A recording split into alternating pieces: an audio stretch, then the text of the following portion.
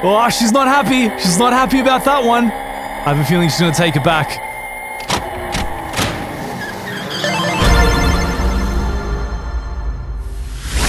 Hey friends, welcome to a stonking hot Australian evening. So stonking hot in fact that the only thing that my brain can do right now is watch a video while yelling at it.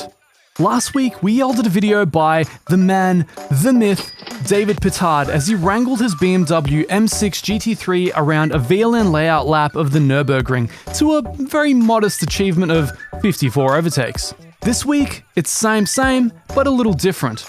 Sabine Schmitz is affectionately known as the Queen of the Nürburgring. In fact, she's the reason that many of us even know about the track in the first place, and certainly is part of the reason that it's become such a global phenomenon over the years. In this lap, you're going to see her... Well, you're gonna have to watch the video to find out, right? But make sure to hit that subscribe button first, in order to not miss any motorsport and sim racing content in the future. Let's get to the lap.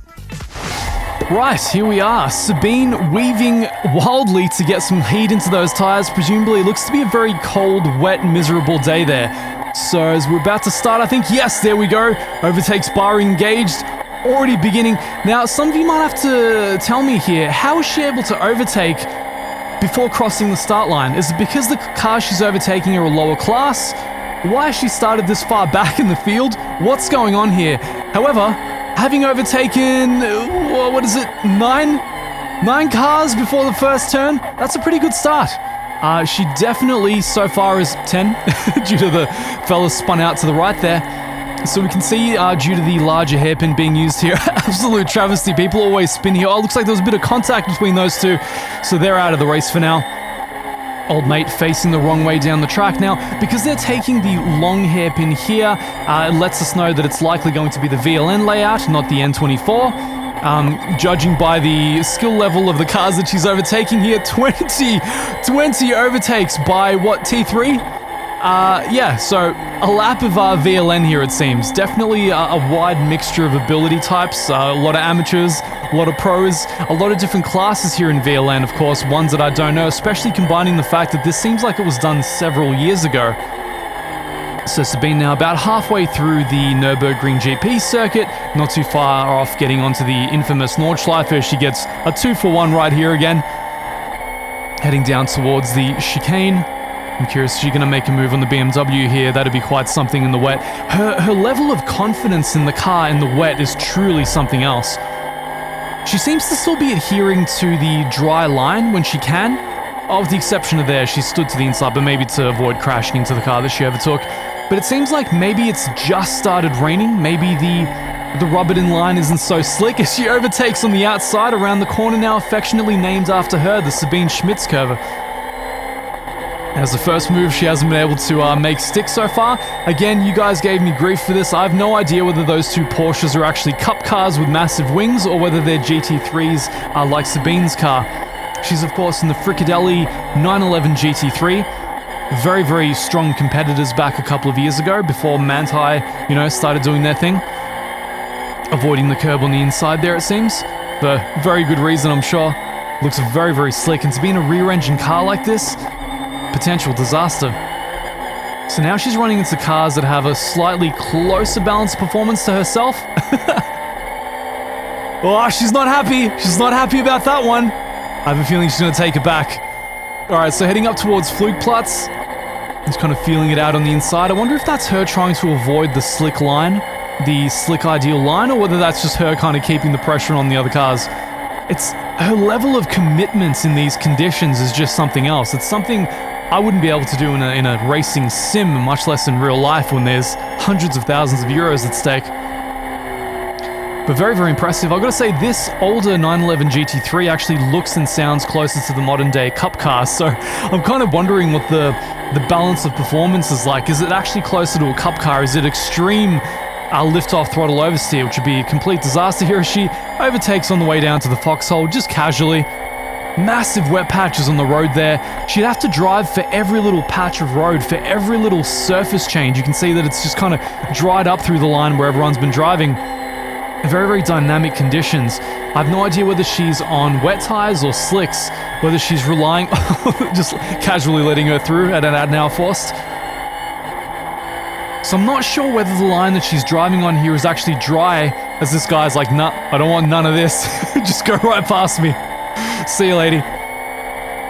She takes this Porsche on the inside. They're basically ceding the position, so I'm wondering at this point, are they a lower class or are they just half as committed as she is? As she comes up to, I'm gonna guess a 458. I'm guessing the 488s weren't out yet. I'm terrible with car models, but I'll go with the 458. All right, a lot of Porsches in the VLN, that's for sure. It's always been a favorite for the Nürburgring races. I mean, they do tune a lot of their balance performance for that track. Obviously, it's, you know, kind of next door, technically. Waiting for that moment where somebody shows me a map of where Stuttgart is compared to Nürburgring. It's coming up on another Ferrari. It's been a while since I've seen Ferraris actually race on the Nürburgring, I'm pretty sure, at least in the N24. I can't remember seeing the new 488s there. Or the McLarens for that matter as well. Makes me wonder if the new mid-engine hypercar layouts aren't so suited to this, you know, the high curbing. Now Sabine, 34 overtakes while I've been ranting. She's almost halfway through, well, I'd say it's about halfway at this point, halfway through a lap of the VLN layout of the Nürburgring, casually takes the inside for one more. 35 as she gets into Sector 2 here, or at least midway into Sector 2, the climbiest portion of the Nürburgring. That's technical terminology right there. Using all that power, she does seem to have more power than the car in front, making me think that perhaps it is a cup car or lower class, or maybe the driver in front just isn't as committed. I mean, the kind wave, the thank you. If only AI would do that, because it seems like she's running a race with the AI turned down to like 50%, or maybe she's just casually joined like a tourist and fart in public lobby, and she's the only one that actually knows what the track is. Makes you wonder if the people in these Porsches just aren't as committed as her, or whether she just has the higher balance of performance. So I know last time some of you guys got upset that we were counting overtakes by David Pittard, where obviously he was mostly overtaking lower class cars, so it makes sense. His car's quicker, he should be overtaking them. But in the case of Sabine, I feel like there have been some equivalently matched vehicles, like that Ford coming up there. How long has it been since we've seen a Ford in the GT3s? Crazy. Really sweet looking car too, but man, I wonder what the balance of performance is like compared to today. Whether it would actually be quicker because of the lower downforce on the straights like Döttinger Höhe, or whether it would lose too much speed here in Sector 3 as she just weaves wildly, trying to not crash into that Porsche on the inside, I would wager. So you can really see that the surface is getting slick here in Sector 3. That rear engine nature of the Porsche is starting to fight her, as she holds the inside either because she wants the wet line. She might be trying to avoid the slick rubber and oils on the ideal line, or maybe the car was giving her some grief on the outside there, the opponent behind her. You can see she's really slowed down here in Sector 3.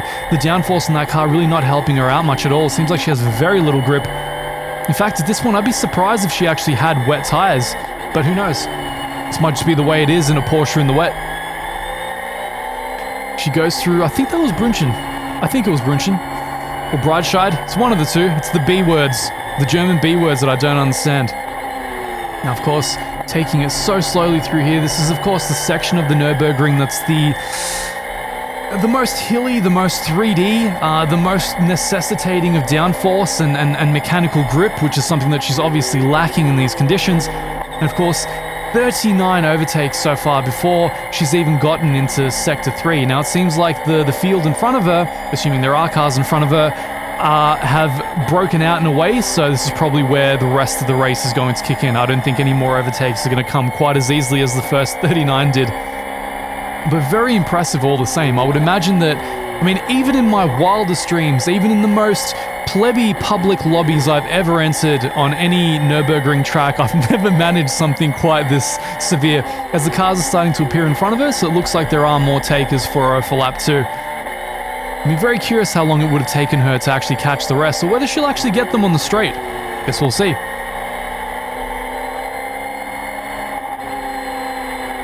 It's interesting to see her just constantly feeling for grip there, just trying to see what happens. And I believe, based on the length of this thing, that this video actually ends here on Döttinger. So, there it is.